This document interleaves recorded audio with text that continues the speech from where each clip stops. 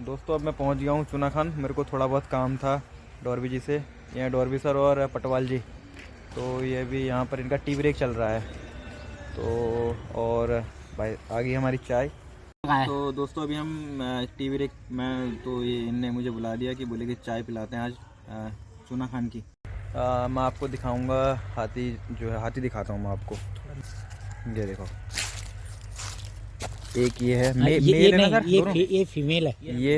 ये फीमेल है। ये टस्कर है ना? हाँ, मेल हुआ ये टस्कर। ये टस्कर मेल तो होगा, टस्कर है।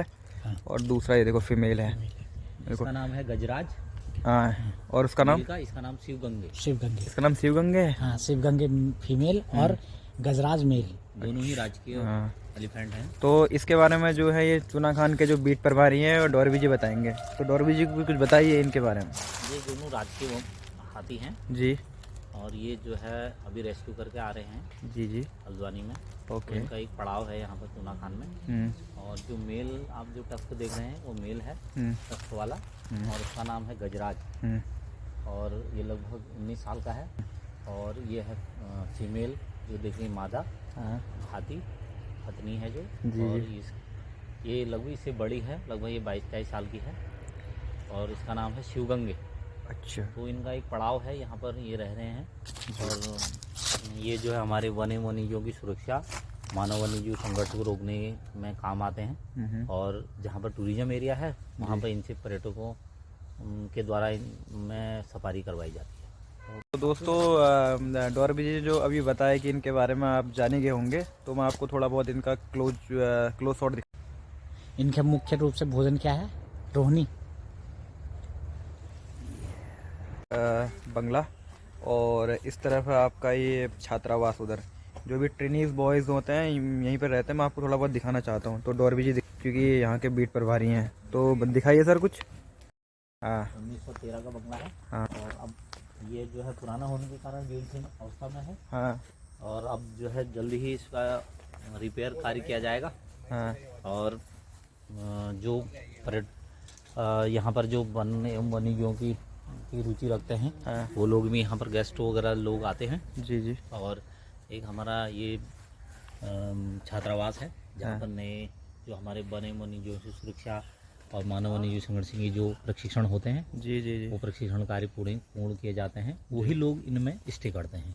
मानव वन्यजीव संघर्ष को रोकने हेतु ये हमारे द्वारा चौराहों पे स्थापित किए गए हैं। एक मैसेज दिया गया है। हाँ, मैसेज देना चाह रहे हैं जो भी यहाँ पर आते हैं। और बाहर भी मैसेज दे रहे हैं, रोड किनारे भी, कि जो वन क्षेत्र है, और क्योंकि जो यहाँ का वन क्षेत्र है आबादी से बिल्कुल लगा हुआ है और गांव से लगा हुआ है।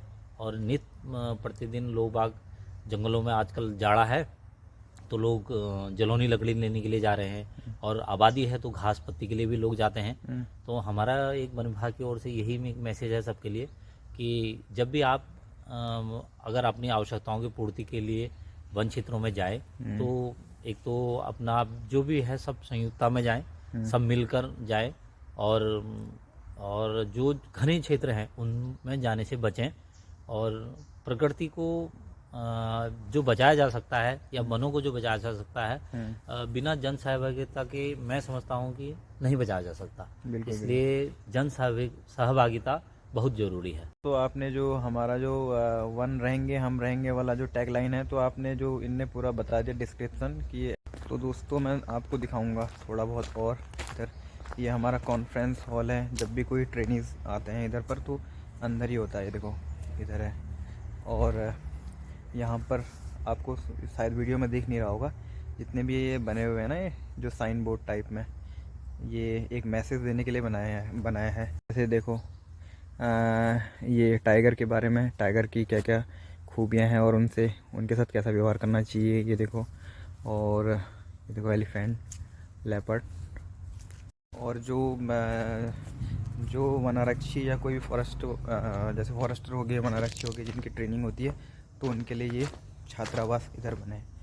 तो वो इधर आते हैं। देखो ये पुराना वाला है छात्रावास, और इस तरफ ये नया बना हुआ है। तो जो ट्रेनिंग वाले होते हैं तो यहीं आते हैं बाद में। ये देखो जब उनका टूर होता है तो कभी कभी तो इधर आते हैं। यहाँ ट्रेनिंग नहीं होती है, लेकिन ट्रेनिंग वाले बॉयज़ कभी कभी कुछ ऐसे प्रोग्राम होते हैं तो इधर आते हैं। चूना खान का जो है डाक बंगला है। द्राक्ष वाले ट्री हैं, देखो इतने बड़े हैं। तो ये हमारे बीट प्रभारी चूना खान के डॉर्बी जी और ये हैं पटवाल जी। तो डॉर्बी जी बताओ, वन और वन्य जीवों की सुरक्षा के संबंध में कुछ बताओ कि कैसे उनकी रोकथाम की जाए, कैसे क्या किया जाए। वन्य जीव की सुरक्षा थोड़ा तेज में बोलो। वन विभाग तो लगातार कार्यरत है ही जी। और जब से नए वन रक्षक भी हमको मिले हैं तो उससे भी जो वन्य जीव की सुरक्षा, मानव वन्य जीव संघर्ष की रोकथाम हेतु बहुत ही हमें और नया अतिरिक्त बल मिला है जी। और लगातार कार्य भी किया जा रहा है। नया मास आने से हमारी कार्य जो उसमें उसकी शैली जो है, करनी थी, जो करने का एक तरीका है उसमें बदल गया है। और मेरा ये मानना है कि जब तक जो जन संवाद है, जागरूकता है, ये है, इनके द्वारा भी ये लोग आबादी, क्योंकि आबादी भी बहुत ज़्यादा जंगलों के निकट है और तो वो लोग भी हमको जो बाहरी तत्व है, जैसे नया वर्ष चल रहा है तो बाहरी लोग आते हैं और इसी में जब आने जाने में बाहरी तत्वों का घुसपैठ भी होती है, जो अवैध पातन करते हैं या शिकार की नीयत से आते हैं। ऐसे लोगों को आबादी जो लोकल है, लोकल उनकी सूचना दे करके मदद कर सकता है। आजकल एक चीज़ देखने को मिल रही है कि जो मानव वन्य जीव संघर्ष है वो बढ़ते ही जा रहा है। तो इसके उसमें क्रम में क्या कहना चाहेंगे आप? मानव वन्य जीव संघर्ष जो बढ़ने का एक कारण है। पहले भी हम आज से नहीं, शुरू से ही हम लोग भी गांव में रहे हैं और आज पहले भी हाथी आते थे, पहले भी लेपर्ड आता था, पहले भी टाइगर आता था। ऐसा नहीं है कि अभी आ रहे हैं, लेकिन एक ये था कि उसको, जबकि उन दिनों तो ये भी था कि आज तो रेस्क्यू टीम सामने है, उन दिनों इतनी रेस्क्यू हम पे इतने संसाधन नहीं थे, नए संसाधन नहीं थे। और जैसे जैसे जनता बढ़ी है उसी तरह से यहाँ पर जो हमारे संसाधन भी बढ़ गए हैं और लगातार वन विभाग इनके लिए कार्य कर रहा है। और जैसे आपने देखा होगा, हाथी या लेपर्ड या टाइगर जैसे मूवमेंट करता है तो अपने अपने प्रभाग हमारे जो बटे हुए हैं, कॉर्बेट टाइगर रिजर्व, रामनगर तराई पश्चिमी वन प्रभाग, रामनगर वन प्रभाग, अतिरिक्त भूमि संरक्षण वन प्रभाग, तो सभी ने अपने अपने क्षेत्रों में जैसे अपने क्रूज स्टेशन भी स्थापित कर दिए हैं।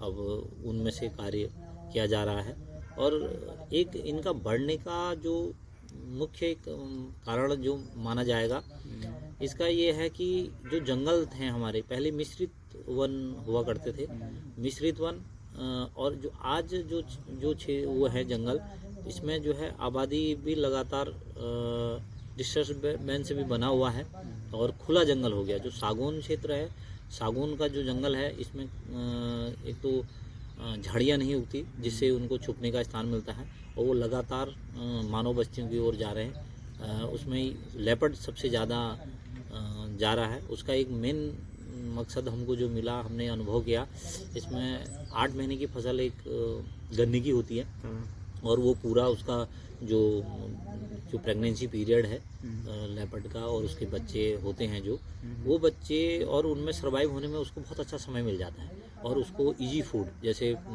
जो गाय किसी की मरी है वो उन्होंने वहीं खेत वगैरह में डाल दी और या नाले में डाल दी और गीदड़, कुत्ते, वो उसको मिल जाता है तो सर्वाइव करने का उसको जंगल से अच्छा उनके जंगलों वहाँ गन्ने में मिल जा रहा है। तो एक ये भी कारण है और एक सबसे मुख्य कारण है कि जंगलों में आग का लगना। आग लगने से जो हमारे जंगल हैं बहुत ज़्यादा खाली हो जाते हैं और जो उनमें जो ये कार्निवोरस हैं, जो मांसाहारी जानवर है, ये छुपने का इसका जो हैबिटाट है, मतलब जिसे वास स्थल कहते हैं, वो ख़त्म हो जाता है। इसलिए इनका, मेरा अपना एक अनुभव भी कहता है कि ये जब तक हम आग को रोकेंगे नहीं, और ये आग रोकने की जिम्मेदारी हम सबकी बनती है। और तो जो दोस्तों ये है कि जो अभी जो मानव वन्य जीव संघर्ष है, ह्यूमन वाइल्ड लाइफ कॉन्फ्लिक्ट जो बढ़ रहा है अभी, एक तो ये जो हमारे वनों का साइज घट रहा है, नगरीकरण हो रहा है ना, और दूसरा आपका लोग क्या बोलते हैं, जंगल को पिकनिक स्पॉट समझ लेते हैं। दोस्तों अक्सर ये भी देखा गया है कि जो हमारा फॉरेस्ट होता है, वन होता है, उसमें जो ये कूड़ा होता है, लोग कूड़ा फेंक देते हैं, पन्नी हो गया, ये जितना भी वेस्ट मटेरियल होता है सब फेंक देते हैं।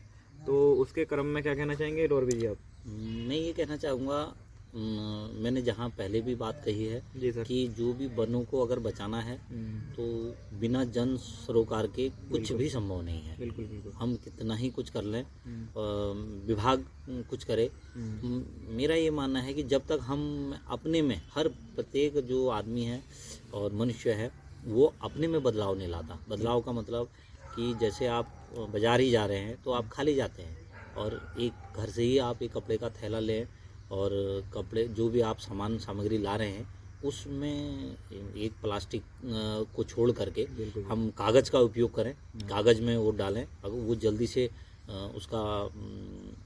जल्दी से निस्तारण भी हो जाता है। बिल्कुल। और ये शुरुआत आपको अपने से ही करनी पड़ेगी, जब हम दूसरे से कह सकते हैं। और मैंने तो अपने जो मेरी मोटरसाइकिल है उसमें एक थैला कपड़े का रख दिया है, शुरुआत कर दी है। और मेरा और उसे भी है, मान लो आप टॉफ़ी खाते हैं, चिंगम खाते हैं या अदर कोई ऐसी चीज़ खाते हैं तो उसको जेब में रखने की कोशिश करिए। डस्टबिन नहीं है तो जहाँ पर डस्टबिन उपलब्ध है तो आप उसमें डाल दीजिए। ये सरोकार जैसे अपने घर से ही शुरू होगा और अपने से शुरू होगा, और आपको देखेंगे, आपको देख के बच्चे देखेंगे, बच्चे किसी और को बताएंगे, तो ये शुरुआत को हम कर सकते हैं। और जैसे रोड साइड हैं, हमारे NH हैं या हमारे संपर्क मार्ग हैं, उनमें आपने देखा होगा हम लोग एक कुरकुरे का पैकेट लेते हैं और उसमें खाया और उसको वहीं फेंक दिया। तो मेरा यही सबसे इस चैनल के माध्यम से और कल्याण जी के माध्यम से मैसेज है। तो दोस्तों जैसे कि डॉर्बी सर ने अभी आपको मैसेज दिया कि कैसे इन्वायरमेंट को सेफ रखा जाए, कैसे जो ह्यूमन वाइल्ड लाइफ कन्फ्लिक्ट है उसको कम किया जाए और कैसे क्या जो प्रक्रिया है उसको फॉलो किया जाए। जैसे प्लास्टिक वेस्टेज हो गया उसको ध्यान में रखना चाहिए, भले वन हो चाहे घर हो, हर जगह सफाई होनी बहुत ज़रूरी है। तो जो ये चूना खान का परिसर था जहाँ पर ये ट्रेनिंग्स वाले बॉयज़ आते हैं, जो कॉन्फ्रेंस हॉल था, बाकी मैं आपको दिखा ही चुका हूँ कि कैसे क्या मिलता हूँ मैं दोस्तों आपको नेक्स्ट वीडियो कह लीजिए, ब्लॉग कह लीजिए, तो बने रहिए हमारे साथ। Okay bye bye. तो दोस्तों यही था चूना खान जो मैं आपको दिखाना चाह रहा था। और दोस्तों थोड़ी शाम हो गई थी तो बोले कि चाय ठंडा ज़्यादा लग रहा है तो हमने सोचा चाय पी लेते हैं।